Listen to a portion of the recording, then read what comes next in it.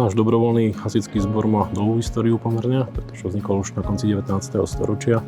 On prirodzene niekoľkokrát zanikol, niekoľkokrát vznikol a v podstate posledné také obnovenie bolo v roku 2005 a fungujeme až doteraz.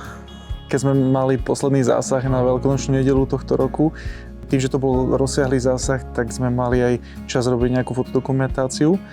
A túto fotodokumentáciu som postul na LinkedIn. Všimla si to jedna kolegyňa, ktorá potom s mnou robila rozhovor a následne počas toho rozhovoru sme vlastne tak debatili, že ako by sme potrebovali nejakú podporu a vlastne ona prišla s tou myšlienkou, že by sme mohli skúsiť osloviť nadáciu Allianz. Tak sme požiadali o tú pomoc a sme ju dostali, čo sme veľmi vďační. Tú podporu sme využili na to najnutnejšie, čo nám vlastne pri poslednom výjazde chýbalo, respektíve pociťovali sme nedostatok a to je vlastne zásahové obleky plus teda ochranné príľby a rukavice pre našich členov.